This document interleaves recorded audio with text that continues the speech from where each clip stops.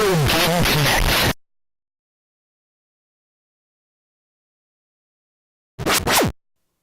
Hello and welcome to Retro Game Connect. I'm Dan Mastriani. And I'm Van Helsing. And on today's episode, Die Monster, you don't belong in this world. Because we're playing Castlevania Symphony of the Night for PlayStation 1. So I'm going to be straight with people. I do often like to play more obscure stuff, but I love this game. so we're playing it. It's my show. What I say goes. We're playing Castlevania. We're running with the shadows of the night. All right, so this is an interesting game. This is really a big turning point for the Castlevania series. Prior to this, they've been fairly straightforward action platformers.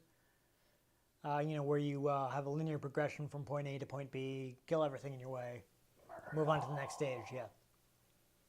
And this changed that game to a more exploratory style game, where you would get items that would allow you to, backtrack to places you couldn't get to before and enter new areas and things like that. It's almost like there's that and another game inspired a whole subgenre. Yeah, like they kind of mashed their names together. Yeah, and that just kind of became the name for any other game that would follow that style. Yeah. Jeez, I wonder what that could be called. I don't know. Castle Troid? Maybe. That sounds off. I have heard that before. Super Mario Vania. Legend of Castle. Yeah. I think Halo Vania. Yeah. Jeremy Parrish, who was one of the first people to say that, is kind of like, yeah, I'm sorry. I kind of regret it now. It's funny. It's like when the guys... It's Metroidvania. Yes, Metroidvania, yes. When the people most responsible for the game, this one he wasn't like solely responsible for, but he's most closely associated with the series, so we're gonna be talking about him a bit. But it's funny, like he hadn't actually heard the term Metroidvania until like 2015, when he left Konami and someone was interviewing him and they were talking about Metroidvania. He's like, what? What crossover was made without my He's knowledge? like, oh, okay, yeah, no, that makes sense. That's fine. It's funny because he's off in Japan, so they're probably not using the same words. So he had his head down as an employee. Japanese words. Yes, exactly. So he managed to not hear it for like pretty much his entire career at Konami. It wasn't until he left the company. Wow. Yeah, he's. But we are actually going to talk about Igarashi because not only was he instrumental in making this game, but he, after this point, made several of the games in the same style. So he's very closely associated with this style of Castlevania game. Mm-hmm. And Koji Igarashi is often referred to as Iga. That's the back when you would use like pseudonyms in the credits for the games because the companies were afraid of other companies poaching their employees, so they would have them use pseudonyms instead of their real names. Nice. I think that would be what he would use. So he just kind of he's kind of made it his nickname. So he likes to be referred to as Iga. So he actually grew up in a town called Shirakawa, which is in Fukushima Prefecture, which is around central Japan. He's actually grew up near the ruins of Komne Castle, which was it's since been rebuilt, but it was burned down in I think 1868. Dang. Yeah, during the Meiji Restoration, when they were restoring the emperor to power, there was a battle near there, and the castle ended up being burned down. So when Igarashi was a kid, there were just the ruins of the castle there. They didn't rebuild it, I think, until the 90s. And he actually, incident coincidence, he was born in 1968, so like around 100 years after. Yeah. So he'd be right there. He'd be able to see these castle ruins out of his window. And actually, when he was a teenager, his parents gave him a cheap camcorder, and he would actually, at that point, he decided to like sneak into the ruins and kind of. And that was actually the original Blair Witch project. Yeah, right. But that's an interesting thing about the kind of games he was working on. And so you think that's kind of inspiration was probably in the back of his head. Yeah. But he didn't want to become straight into video games. He grew up in the 70s when video games weren't. He just wanted to be the very best, like no one ever was. Actually, his father was a lumberjack. I'm a lumberjack and I'm okay. So- Sleep all night and work all day. As a child, he actually wanted to be a carpenter. I want to be a dentist. Yeah. Bumbles bounce. as a, as a, as he grew older, I guess a lot of stuff. Like again, he's saying that video games weren't really a thing. So what he did for fun, he would draw a lot. So you started thinking like, well, he wanted to become an artist. He joined an art club in school. Japan is very big on having clubs for all the students. For after school activities instead of like just them going straight going home. Yeah. and like jumping around and murdering people. Yeah. So I just went 0 to 100 on that one. Apparently, you do that a lot. It kind of worries me. But he joined an art club, and that's actually he kind of gave up on being an artist because he would see the other people in the club and like these guys are all way more talented than I am, so maybe this is not the career for me. But eventually, he talked about in 1978, I went to visit a relative who'd bought one of those standalone Pong consoles that they were producing in the late 70s. Back when Pong had been a big hit, so a lot of companies, starting with Atari, they made their own. They actually made Pong, but a lot of people cloned it. So there were a lot of at that time. There's little things you could buy and hook up to your TV that just played Pong, which nowadays people would be like, "It's just Pong."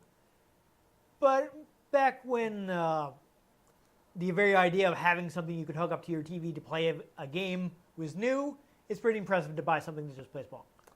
Yep. So one of his relatives bought one of those, and that's kind of like one of the first video games he kind of got into. It's like, man, I can turn this dial, and it does stuff. Yeah. Apparently, I got a southern accent. Well, he does wear a cowboy hat, but that's kind of one of the first experience. One of the first things that kind of got him like thinking about video games. What really got him into it? 2 years later, he had a friend who had like an early home computer, and it had a port of the arcade game Crazy Climber. And that's what kind of got him thinking like, I'd like to try making my own games. So now his family didn't really have the money to buy him a computer. Sorry, I went off on the Futurama reference there. Build his own game with blackjack. Okay, yeah, no, we can't do that one. And it's extra funny if you go to Rocky Horror Picture Shows because at one point the castle like takes off and a bunch of us yell, "Fine, we'll build our own castle with blackjack and blank." Yeah, not family-friendly things anyhow. No.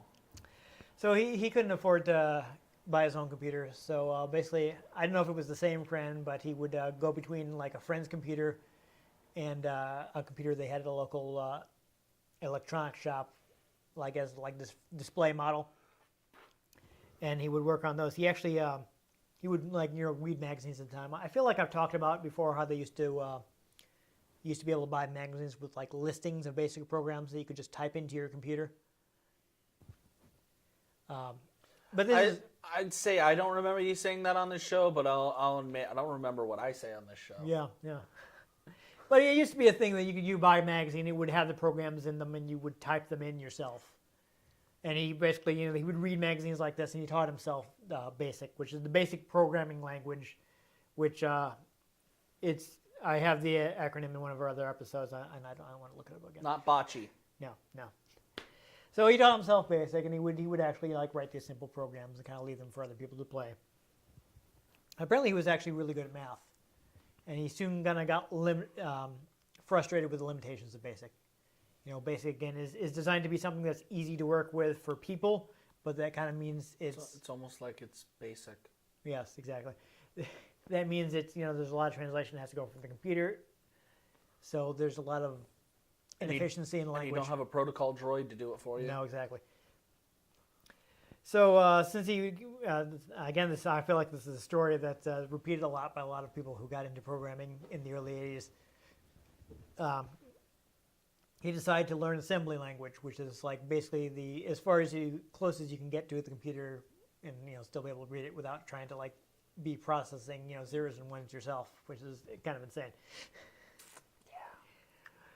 So he actually borrowed a book on assembly, and he never actually returned it. He didn't say who he borrowed it from. I don't know if he borrowed it from the library or a friend or what, but he never returned That the book. example. Yeah. So he taught himself assembly because he was just frustrated with the results he was getting with BASIC.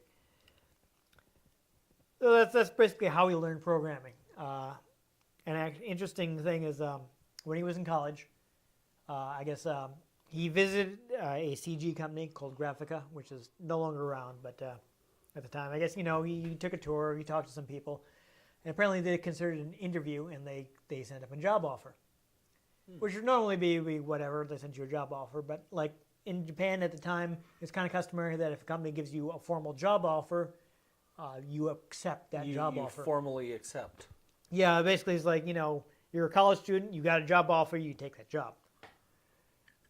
And he was like... So that's like America now. Yeah, it was kind of awkward because he's like, he didn't want to work there.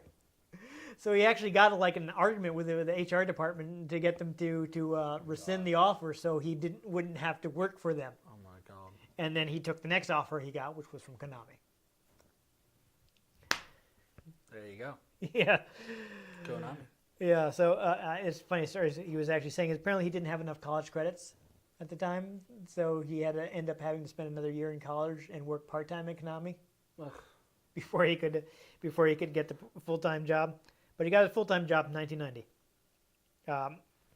Apparently around that time, Konami had just opened a educational software department. So even though he and several of the new hires wanted to work on games, because we're working at Konami, they got put on an educational program. That sucks. Yeah, and so like we want you to make a business training simulation. So what they decided to do is because they'd actually used the word simulation, which like in Japanese slang is often refers to kind of like strategy RPGs, like Fire Emblem would be considered a simulation in Japan. Mm-hmm. And they all really like Fire Emblem, so what they thought they would do is create a game like Fire Emblem with a business theme. Yeah, so they worked on that for about I think about like 12 months before it was canceled. They tried. They tried. So hard. So after that, he was moved on to a different team. This team was working on ports of arcade games to the TurboGrafx 16. Well, we'll say PC Engine because none of these, I don't think either of these games actually came out in the U.S., but for people in the U.S., that is the TurboGrafx 16, PC Engine, same system. Japanese name, whatever.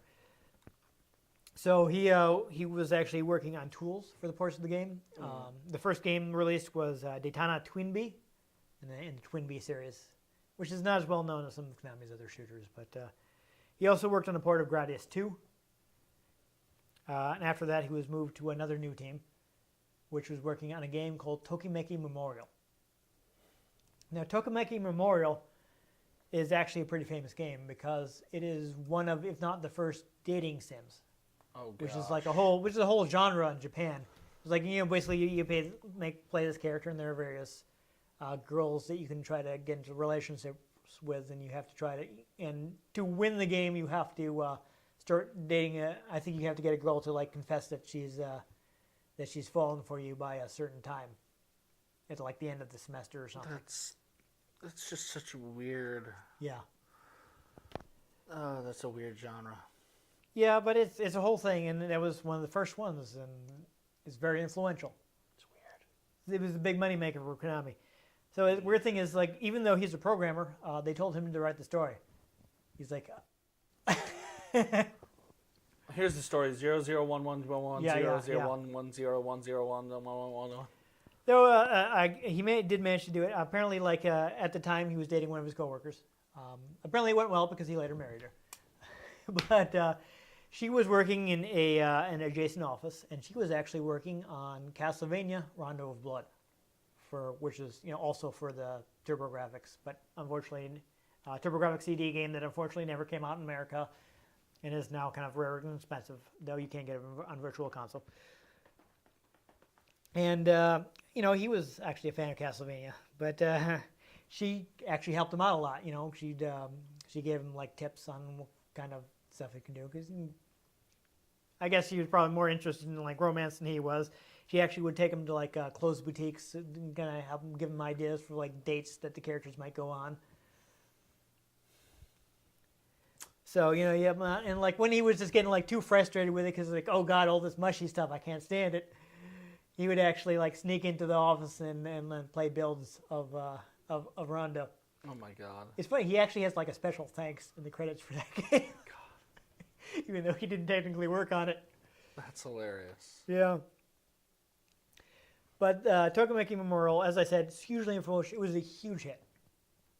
Right? Now this is so his boss was like, oh, this game is doing great. We want you to write the sequel. He's like, no.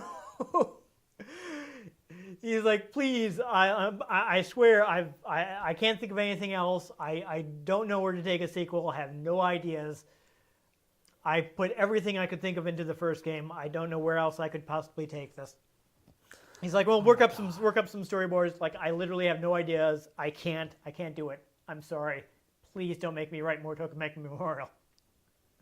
And eventually his boss was like, okay, well, since you wrote this hit game, tell you what, we're going to let you pick the next project. So here's stuff that's in development right now. Pick the team that you want to move to. He was like, yeah. So he's looking through the list of things, and he sees Castlevania. He's like, that. There you go. He's like, new Castlevania, that. I'm working on that project. Which is why I wanted to say that he's not like solely responsible for it, because it kind of was already in progress a little bit. But he was a big part of the development of the game. But it's interesting in that he worked in Tokyo. Like, Konami was actually headquartered in Kobe. You know, where the beef comes from. But, they had a couple satellite studios, and he worked at, the Tokyo studio. So, like, Kobe was like the main headquarters, and they generally made the Castlevania games. So the mainline Castlevanias were like stuff that's made in Kobe. And since they were making something in Tokyo, it was kind of seen as a spin-off.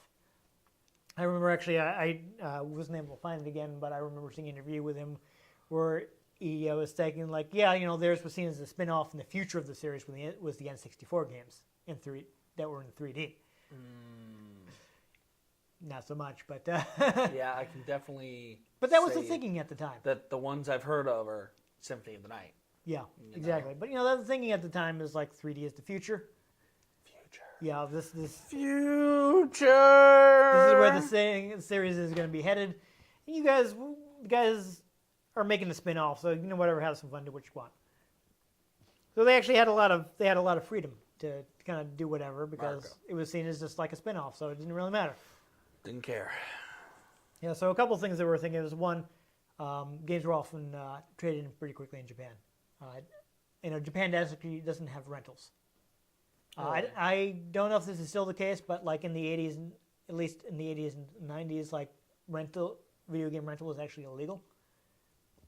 Their laws are different, so of course, it ruled against allowing stores to rent out video games.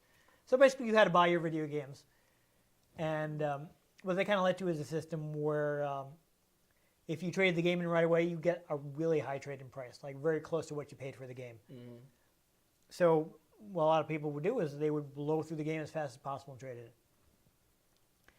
in. And, you would actually, Castlevania is a game that a lot of people would like blow through the video games and trade them in. And you used to be able to go to Japan and see like, clearance bins full of old Castlevania games because so many people just blew through the game and traded it. Wow.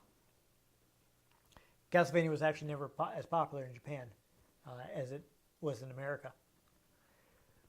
But Iga wanted to be like, okay, we want to keep people playing this game more. And one of the things they came up with is the idea of like making it more exploratory. And a lot of people think, oh, it's inspired by Metroid because Metroid has that very similar structure. And Iga was like, actually, no, it was inspired by Zelda. Because Zelda has the structure where you have the overworld and you move around and you can backtrack and find new things when you get different items. So he was actually thinking of that franchise when they were designing Symphony of the Night.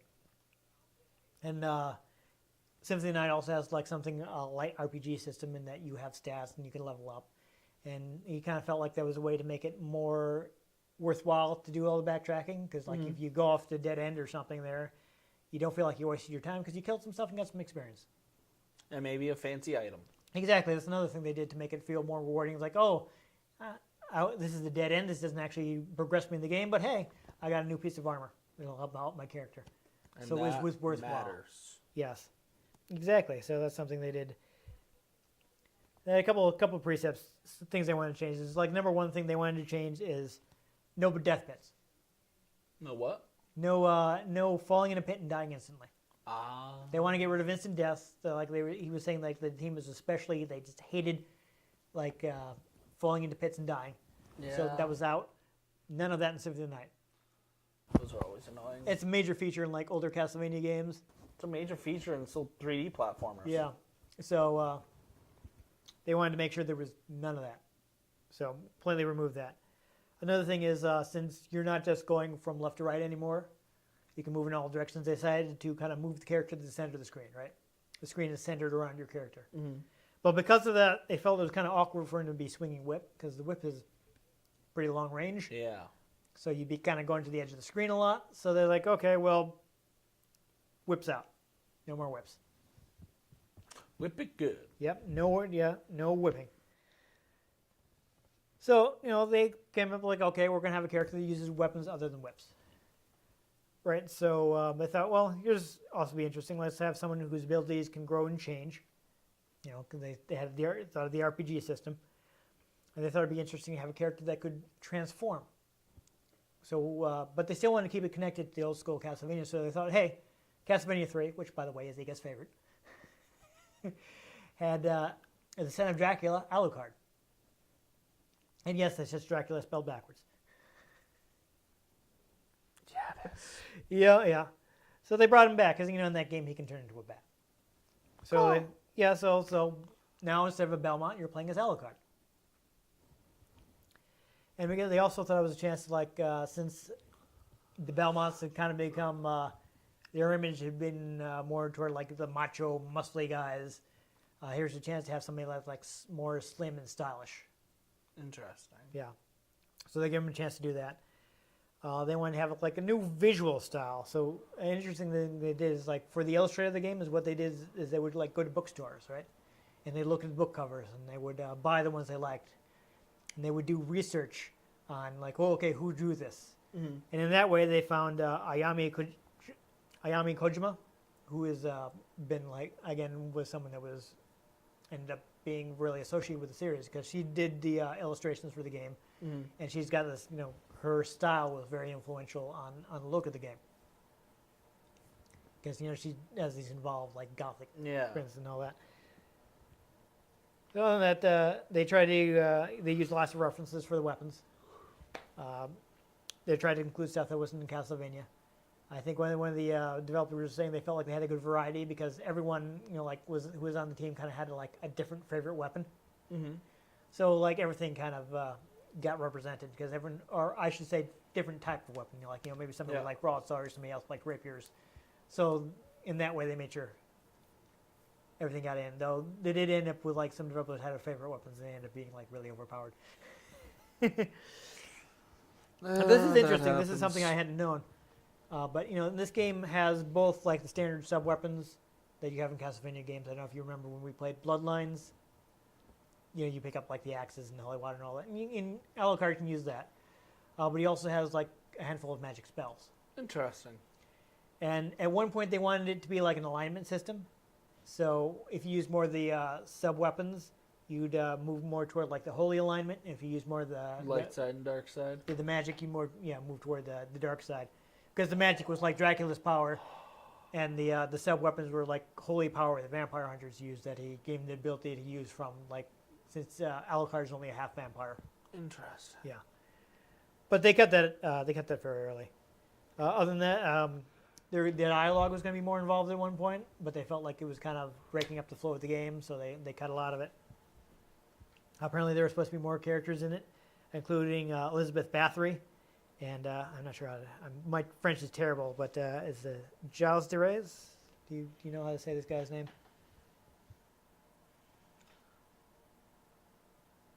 I think that's supposed to be Giles. Yeah. There is. Yeah, he's Sure. he's kind of a creepy guy. Giles so, that I? Yeah. know, I French would is say weird. maybe don't look him up because you. But yeah, they were thinking he was going to be in there. So I think that's it's pretty nice. I actually didn't skip it. I thought I had some stuff on the music, but apparently I just ran out of space because we've been talking for a while. Well, someone wrote music for it, and it was Yes, put in it the was game. Michiru I'm not talking well right now, but Michiru Yamane. She's worked on several games. She from that point on, she kind of became for a while, she was like the main composer for Castlevania. Yeah, I'll just go out and say the game has excellent music. It's great. Ta-da! Yeah, you're about to hear some of it. It's gonna be like, whoa. Yeah, I think we should just go ahead and play. Yeah. Yep.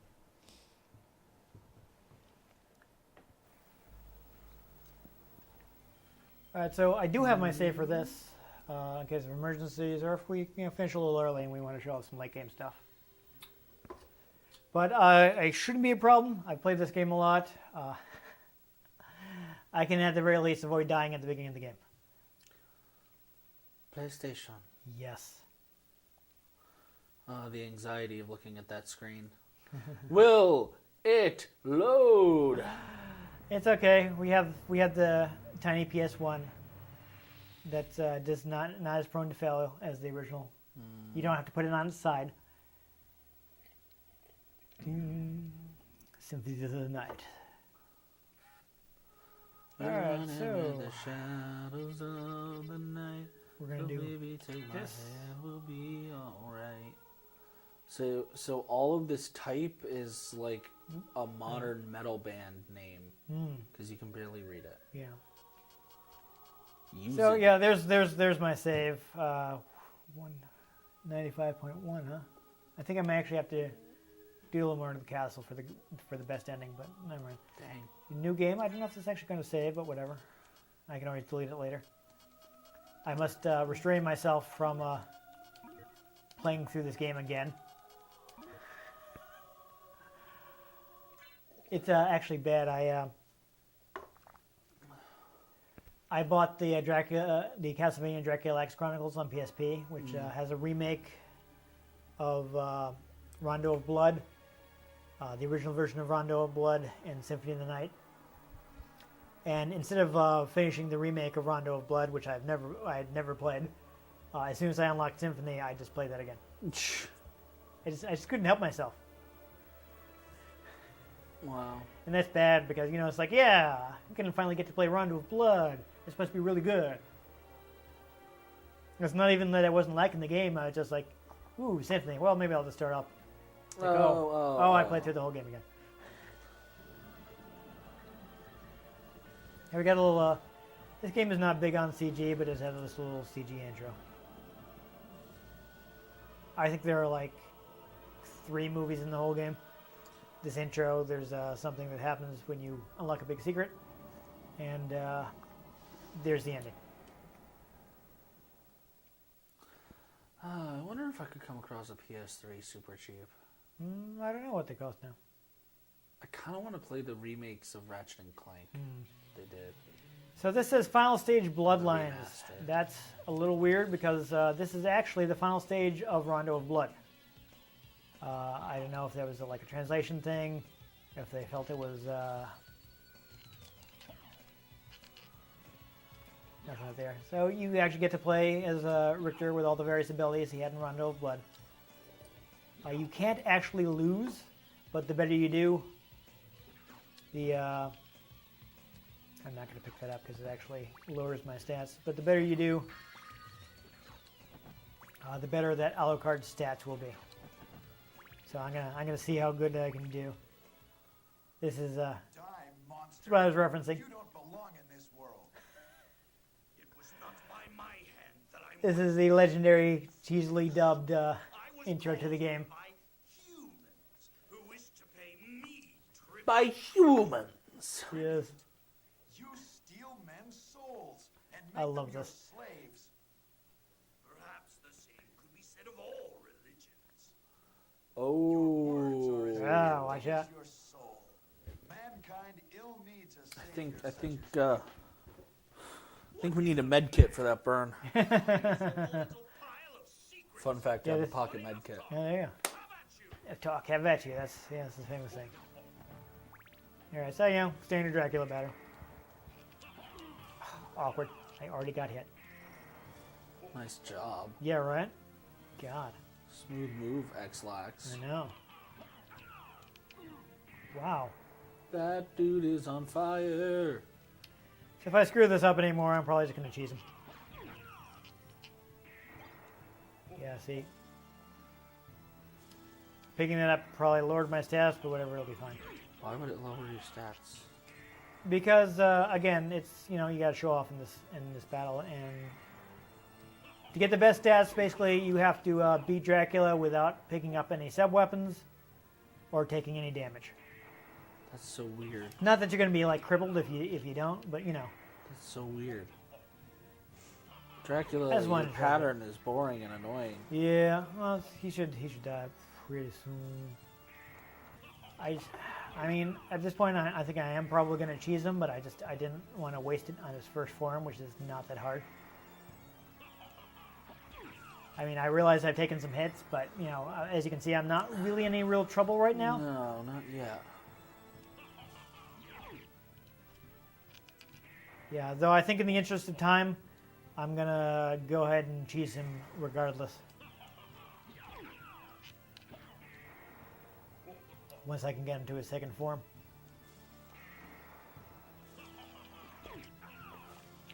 He's not like Frieza, right? Where he's got like 15 forms. No, he's got just two. This one and a second form.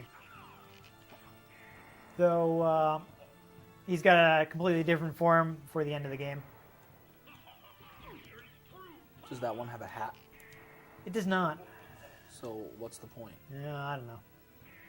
Though you don't actually have to fight this form as Alucard, probably because you already did at the beginning of the game. But if you lose, which I'm pretty sure I'm not going to at this point, then you have to, basically the alternate character from, there's a hidden character in Rondo. She comes and she resurrects you, and from that point you're invincible. And at that point you might as well do whatever because you're going to get the worst stats anyway. Time also plays a part, but of course we sat here and watched the opening video. So, all right, can I hit him yet? I think I can. So I'm just going to tease him with Hydro Storm. Yeah. So there we go. Saved us some time. No. So that's not great for Alucard stats, but I should be fine. The only time I've really had trouble at the beginning of the game is when I did a run. You defeated Zool. I did. I did a luck run recently, which is basically you put in a code, and Alucard has terrible stats, but like really high luck. So it's kind of tough at the beginning of the game, but you quickly start getting like really rare items. Ah, I see. Yeah. So basically, this is just telling us that okay, so this game is a direct sequel to Rondo of Blood. Actually, the Japanese, in Japan, that game is Dracula X Chi no Rondo, and this game is Dracula X. I can't remember what the exact Japanese title is, but it translates to Nocturne in the Moonlight. Yes, which I think sounds nice, actually. Yeah, but it also feels redundant somehow. Darkness in the darkness. Yeah, so basically, Rondo is your standard Castlevania game where Belmont beats Dracula and he goes back to sleep for 100 years. But the strange thing that happens is a few years afterwards, Richter disappears and the castle comes back, which wasn't supposed to happen yet. So Alucard, who had put himself to sleep after the events of Castlevania 3, wakes up and decides to investigate. And Alucard is the half-human son of Dracula, Yes. who's a good guy? Yes. He rebels against his father because he is half human. Ah.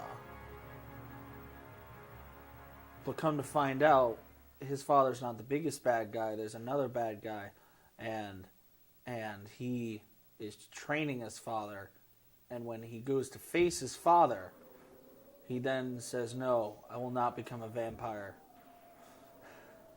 No, that doesn't actually happen. I'm a Jedi like my father before me. Yeah. A couple interesting things. You can see, here we go, the character is like right in the middle of the screen. You can see he's much more invulnerable than, I don't know if you noticed when I was playing as Richter. Richter can't adjust his jumps in the air. Alucard can. also Alucard has has a a backdash. He also has a different health bar. He does. So he can slide. Oh, do I have to unlock slides? I guess I have to unlock slides. Or does he not have slides? I forget. Yeah, I think he just has a downward attack. Magic sword. Yep. So here's a key technique in Castlevania. Jump attacks.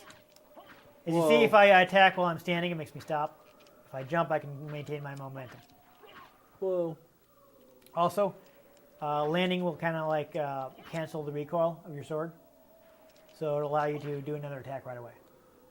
And if you're really good, I'll see if I can do this, you can attack, attack, dash, attack. You can use the dash to cancel the thing and do another attack, but I'm not that good at it. Dang. But if you learn that, you can do like 3 attacks in a very short time, which is a good advanced technique. You don't really need it to beat the game, but especially if you're like doing a luck run or something. So right now, I'm not getting any items from candles. You actually have to unlock a special ability to do that. And it just goes without saying, this music is great. We can't even hear it, but I know this music and it's awesome. So you actually start out, oh, nice, I got a level, with some pretty decent gear. We'll actually take a quick look at it here. I haven't got any spells yet. I'll go over that in a little bit. Familiars you'll find later in the game. We're not actually going to see these. That's too far into the game, but there are little helpers you can pick up that will help you out in the game. One of them will actually opens up a secret area. Nifty. Yeah, so something you may notice, the status screen is a little workmanlike. That's because this was not supposed to be the final status screen. This is what is colloquially referred to as programmer art. That a bunch of the programmers whipped up so they could get the menus working, and the graphic artist could come in and make it look nice later. But oops, they never actually came in and made it look nice later. Oh, man. That's funny. So this game also has the trope of, starting out like really powerful and being weakened. Yep. This game does that. So you start off, as you can see, you start off with this high-level Alucard gear, which is, just really excellent. These are all like just really excellent items, and which basically lets you just walk through everything in your way. Nice. But we're gonna lose them in a minute. And right now there are a bunch of relics that you can collect that give you different abilities, but we don't have any of them yet. And just we can change some settings and things. And I think I have some stuff unlocked because I have a clear file. Actually, let me see if I can use a spell. So as you can see, he has his dad's fireballs. So you actually have all these spells from the start, and they just appear. You can find the commands. You can buy them in the shop later, but you have them all to start with, so you can just do them as long as you have enough. You're a high enough level to have enough MP. So I just showed one off. Most of them aren't super useful. There's one that will let you get a little health, but I don't really need it right now. I've only taken 1 damage, As you see, there are breakable walls. There you go. One of them had a pot roast in it. There it is. So now I have a pot roast. Interesting thing about this game, you don't use items directly from the menu. You actually have to equip them onto your hand and then go back into gameplay and hit the button. You may have noticed from the equip menu that I have like a right hand and left hand, so you have to like equip it in one of these slots and then press the corresponding button to actually use the item, which makes it a little risky in tight spots. And I can't go anywhere down here, but there are a bunch of like respawning mermen. So if I want to like grind for levels, I could go down and fight some mermen. But I won't do that. Though I think there is. No, it's not here. It's later on. I haven't mentioned yet. So these big wolf enemies, they are wargs. You actually never fight them again. They disappear after the opening sequence, and then they don't come back. They're wargs. Wargs. Yes. Lycanthrope. They're people. WARGS. So there are people possessing the wolves. Possibly. I don't know if they were actually thinking that or they just decided to call them that. But there later in the game you'll fight warg riders, which are like wargs with guys on them, but you never actually fight those wargs again, like from the beginning of the game. Interesting. So here's where I lose all my cool stuff. Ah, Alucard. What's your business? Where? This is boys. Come to put an end to this. Yeah. It's alright. Yeah, I know. I'll not ask you to return to our side, but I demand you cease your attack. So there you go. You meet I will Dracula's henchman, Death. Don't ask me to explain why a vampire has Death as a henchman. Because he doesn't think death will ever take him? Yeah, I don't know. I Maybe- mean, I wouldn't think Death would be like, yeah, let me work for you. But he does. So now I've lost all my cool stuff.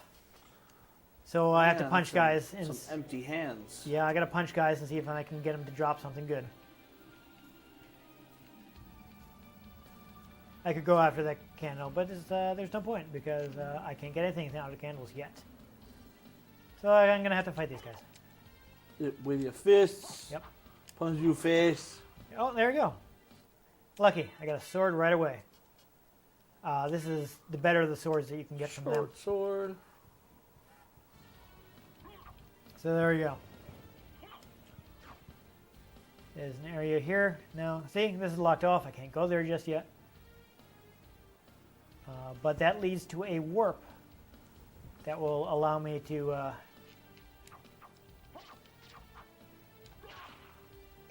move further into the game. This sword kind of sucks, so I'm not going to equip it. Here we have, though, the first save room. Yay.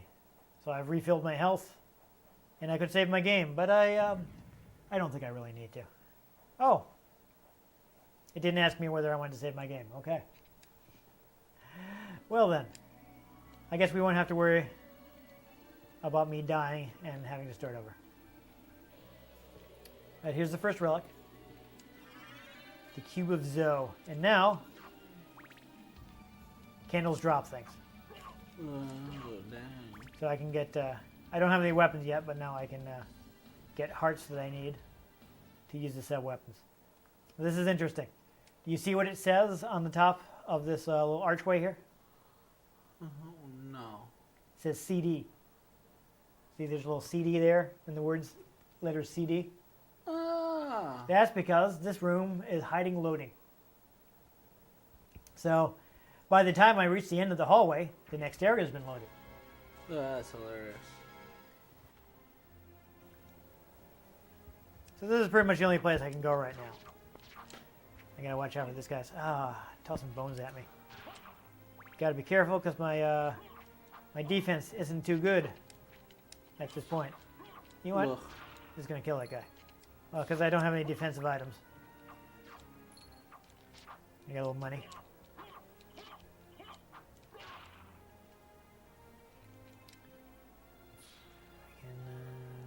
There we go. Oh, there we go. I just got a defensive item out of... Yeah, so now my defense is 2. Watch out. Uh-oh. Better than 0. You got your classic red skeletons. You can't kill them. They just keep coming back. Could be worse. Could be on fire. Yes. I did just level up, though, so that's good.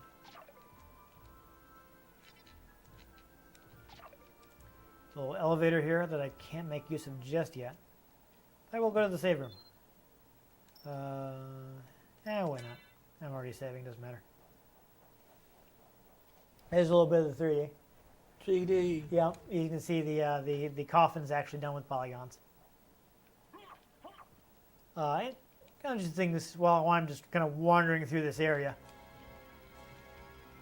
So there are a couple like technical things to keep in mind with the game.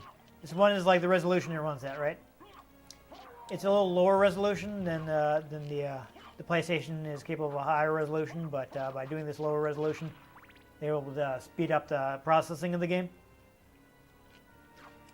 And also, there's it's actually, as it happens, it's the same resolution that the TurboGrafx runs at. So they're able to reuse some assets from Rondo of Blood. I think there's something useful down here, yes. Yes, I got a shield. I want that. So this will raise my defense a little. There's only so much stuff that's actually effective against, but you can raise your shield to block projectiles. A lot of them will just kind of just blow through, you know. But it contributes to my defense rating, so it's good that I have that.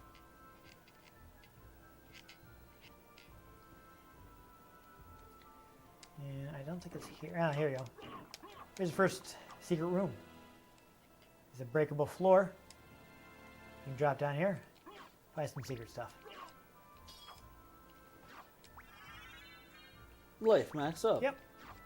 Which also refilled my health, so that's useful. Always.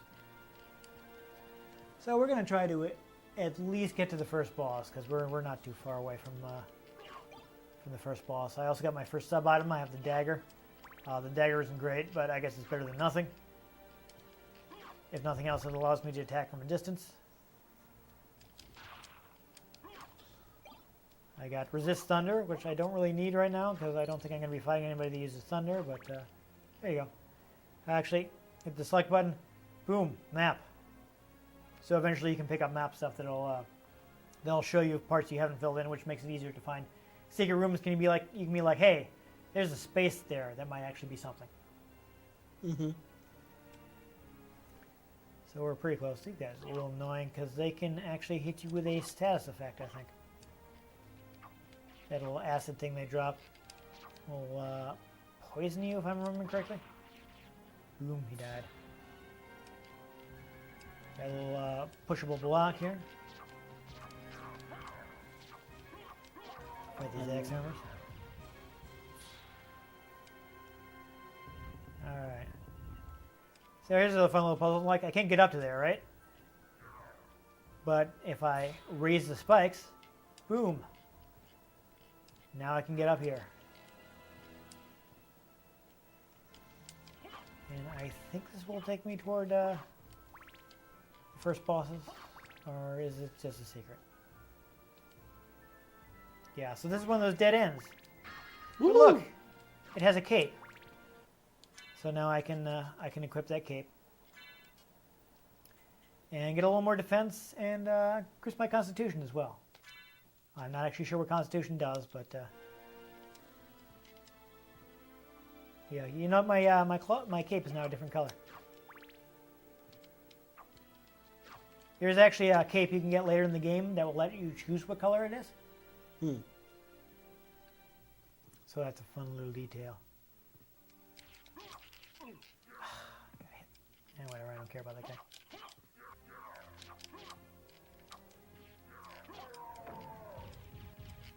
He doesn't. Oh, I got hit by the axe. Awkward. I think there's. Oh. So that's a fun thing. He just dropped an axe sub weapon because he's an axe guy.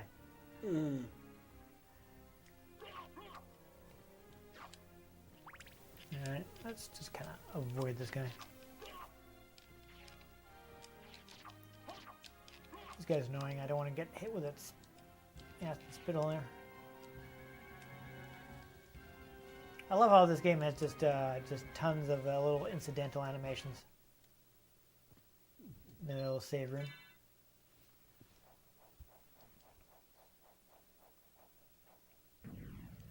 Like, not only does Alucard have an idle animation if you stand still long enough, but as you can see, he actually like changes his position a little if you hold up. Interesting. You got the shades. You can actually like sit in chairs, which doesn't actually do anything, but you can sit in chairs because why not? Because they're chairs. Yeah. Just a little extra detail they put in there. And what do you do with chairs? You sit in them. You sit in them. Exactly. They said why not and give you the ability to sit in the chair. So here we go. I think here's the first boss. So we'll fight these guys and that'll be that. I think I can beat him, but we'll see. So it's a good thing I got that axe because it's going to be useful against these guys since they attack from above.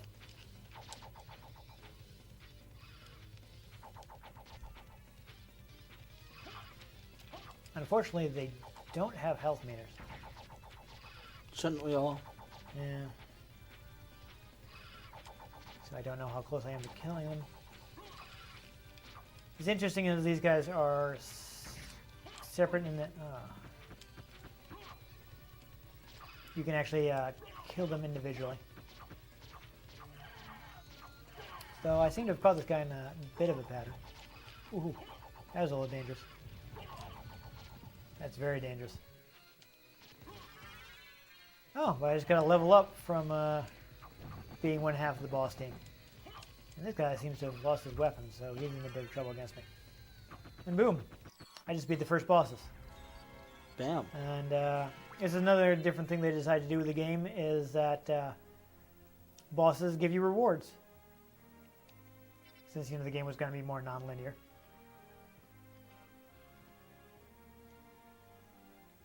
So I got a life up.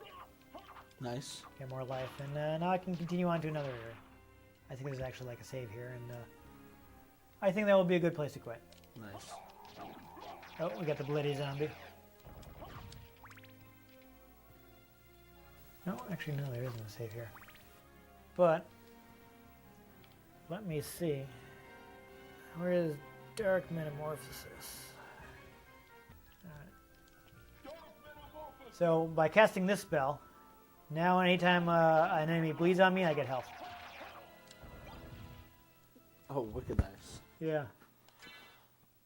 So it's not super useful, but it's not bad. Okay, the Bastillard is not as good as the weapon I already have. But I unlock some extra area here and we'll continue on from there. There's a way to get in there from the room next door. If you get some other abilities, you can get up to there.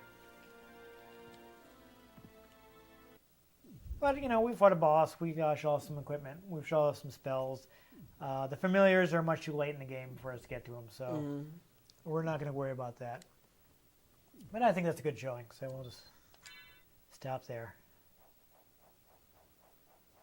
Good. And maybe I'll be bad and play it some more when I get home.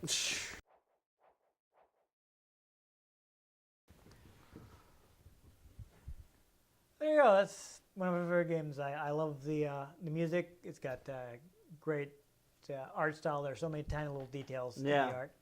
Like that CD room that they snuck that in. So there's a lot of stuff that's been snuck in there. Yeah. I think like one of the portraits is like of somebody that worked. There's a portrait in the background that's like of somebody that worked on the game or something. It's lots of fun little details.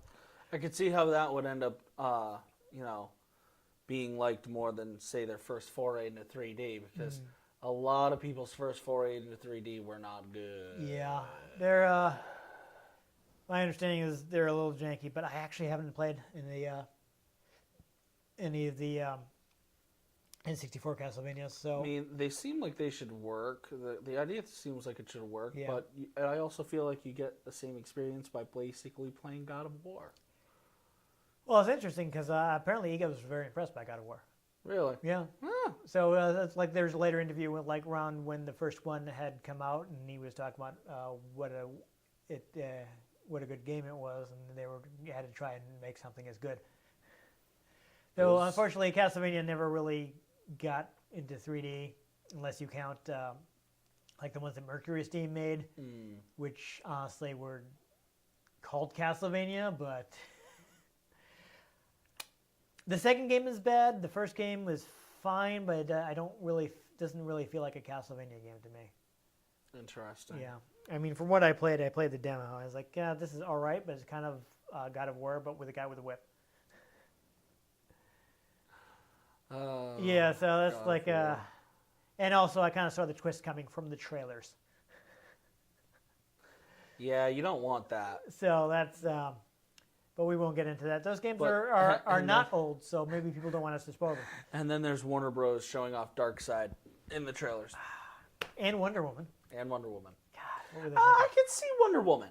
You know, trying to Yeah. show that they're broadening it, but like Darkseid, really, the whole premise is like Batman and Superman are gonna fight, and you are gonna throw your plot twist villain Yeah. in the trailer. To be fair, though, I mean, really, anytime superheroes fight, they end up making up and fighting a villain. Not in Civil War. That's true. That's true. But it has happened often enough to be a trope. Well, yeah, but that's not how Civil War ended, man. Yeah, that's true. Man, that was emotional. Well, the movie anyway. Well, yeah. I'm talking about comics is where it's That's yeah. not Civil War didn't end like No, that. no, it didn't. Anyhow, we should talk about Castlevania. This is I mean, I think it controls really smoothly. There's tons of secrets. Yeah. When you think you've beaten the game, I'm not going to spoil. I'm not. The princess is in another castle. I'm going to be nice and not spoil it for people. But there's a point in which you may think you've beaten the game, but where you're actually only halfway through. Sort of like when you play Okami and you defeat Orochi, and then you look at the menu and you're like, wait, I'm still missing like 5 powers. And they're like, oh yeah, here's the rest of the game. Yeah, I suppose kind of like that. Though, you know, basically, I will just, for people who have somehow managed to not know about this, I don't want to spoil it, but I just say, make sure you explore the castle thoroughly, because there are secrets that will lead to more game. Yeah, it's interesting stuff. Eris dies.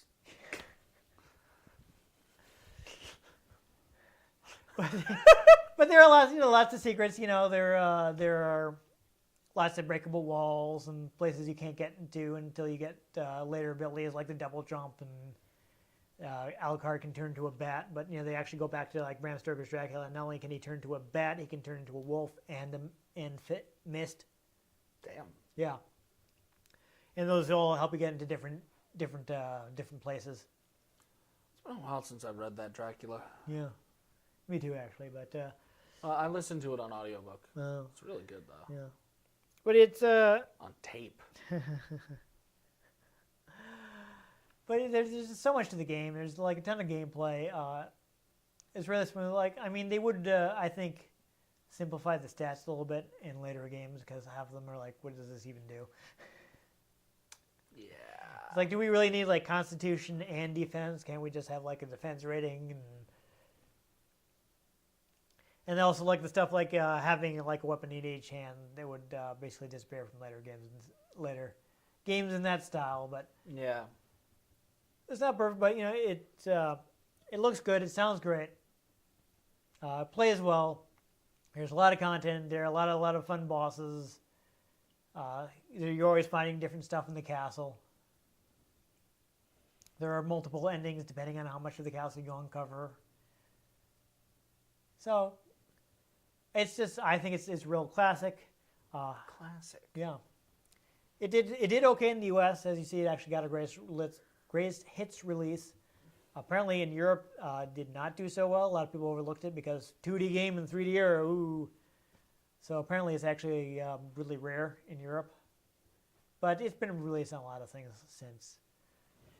And yet playing 2D games nowadays, like that's a thing again. Well, I think we've gotten to the point where people aren't like, oh, what's this? This is old. You know, 3D isn't new anymore. So. Yeah. So it's not like a thing of like, why would I play old 2D graphics when we have this brand new way of doing video games? When it's like, what?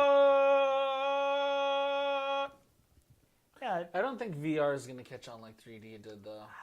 I don't feel like it does enough different. It's like call me when we have the holodeck, honestly. Right? You know, otherwise I'm just putting a screen right in front of my face. Yeah.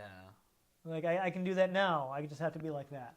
Or I used to do that when I was a kid watching Saturday morning cartoons. or You know, when come on. like you have gloves that have individual like nodes on them, so you can Yeah, like, maybe so you can fully- actually interact better with things. Or right now Yeah. you're still using a controller, in which case, like, oh, good, more games that are in first person that will give me motion sickness. Yeah. Yeah, so that does not appeal to me. Though, to be fair, well, last time I tried to use 3D was like in the 90s when it was still like super blocky and looked like Lawnmower Man. Yeah. Last Actually, it time probably didn't look as good as Lawnmower Man. I think it looked better because it was pre-rendered.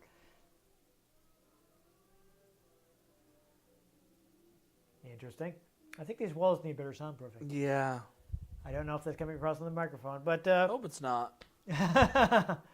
anyhow, one of my favorite games of all time. I've beat it at least 3 times. No, really? Yeah, yeah. Really? Yeah, One of your favorite games? yeah, Really? yes, Well, no guessed. yes. Wow. I like it a lot. I'm really happy that I didn't have to spend a bunch of time punching skeletons. he like dropped a good sword right away. And then the next one like dropped the bad sword. I was worried. I was like, oh, red rust, this thing sucks. But we're going to have to use it because it's better than punching things. Oh, yeah. Yeah, so there's so many items you can pick up. It's just great game, a lot of detail, a lot of love put into it. Absolutely recommend it. You can get it as a PS1 classic on like PS3, PSP, and Vita. They ported it to Xbox 360. I mentioned earlier there's the Dracula X collection on PSP, which actually has an interesting feature in that not only does it have a new dub, but it actually lets you play with the original Japanese voices. Interesting. And it has a couple of bonus familiars that were only in the Japanese version. Because basically, like, the whole point of the familiars was that they were kind of jokes based on who was playing them in the Japanese version that would be meaningless in the US version, so they kind of just didn't bother putting them in. Mm. Or rather, they cut them from the US version, because, like, what's the point? They do the same thing as one of the normal familiars. Yeah. But they restored them for the PSP version. Restored. Yeah, the PSP version. Now, these actually I haven't even mentioned. We noticed. I was playing Richter at the beginning. After you beat the game, you can enter Richter as your name for your file, and you get to play in the entire game as Richter. Oh, that's cool. Yeah, so you get like a whole alternate playable character. And in the PSP version, you can also play as Maria, who is a non-playable character that you meet several times during the game. Which is interesting. It's like the second, she's completely different from the playable Maria that was included in the Saturn version, who played differently. Like the Saturn version had to have some extra content because it was later than the PlayStation version. Yeah. I think we've mentioned this before, though. The port is not that good. For one, the Saturn didn't have the same resolution. Didn't support the resolution the PS1 game was done in, so they had to resize it, but they didn't really properly adjust the graphics to fit the new resolution, so there's some weirdness there. Ugh. They kind of didn't change the engine enough to really be efficient on Saturn, so it doesn't run as well. There are like the transparencies are bad. There's more load time because the Saturn doesn't have like a select button. You have to go into the menu to look at the map. It's like basically the whole experience has become kind of like more awkward. Clunky. Yeah, it's a shame because I think the game could have probably been done well on Saturn if they'd had the time and budget to like really adjust it to the different hardware, but they didn't. It has some extra content, though. From what I've seen, that extra content is not really good, Ugh. which is a shame. Which is probably why it wasn't included in the PSP version. Apparently, like it looks kind of doesn't really fit with the rest of the game because it was done by different teams. So it's, yeah. So it's a shame, but it's still like. Honestly, I don't think it's probably worth it at this point because it's probably expensive. But at the time, it would be like, well, it's still Symphony Night, so you can do worse. But other than that, PSP version is fine, except for like if you're playing with the original PSP. the PSP D-pad isn't that good, so it kind of makes it difficult to do diagonals. Yep. Like you saw when I was opening up that secret room, I did it by just like slashing downward with the sword on a PS1 controller, easy. And the PlayStation and the PSP D-pad, I'm sitting there like crouching, like doing it straight out, like no, diagonally down, attack the floor. Made it kind of awkward, but otherwise, still fine to play. It's just a great game. There are lots of places you can play it. Definitely check it out on any system you may have that supports it. It's, I think, rightly considered an all-time great. Yeah. And it's one of the reasons that Metroidvania is the thing, even though it's not like these were the first games to do something like that. They just did it well. They just did it really well, and people remember them because they did such a good, memorable job. Yeah. But anyhow, if you enjoyed this quick look at the beginning of Castlevania, a game I actually played well, make sure you give this episode a like. If you want to catch future episodes in which we play games that I'm probably not quite as good at, make sure you subscribe to our channel. I've been Dan Mastriani. You can catch me on Twitter at NewTypeCola. I'm Ian Butterfield. You can find me on Twitter at Ian G. Butterfield. You can find the show at RetroGamesCNCT, Facebook.com/RetroGameConnect, and RetroGameConnect.tumblr.com. Let us know what you thought of the games we played. Let us know if there are any games that you'd like us to play. If we can get our hands on them, we might play them. We might burn them in front of the camera. Who knows? Probably not the latter, but Well, if it's E.T. yeah. Oh, keep picking. You've never even played E.T. Nope. Stop picking on it. Anyhow, the most important thing you can do is make sure you join us next time on Retro Game Connect. I don't have vampire fangs, so that doesn't work so well.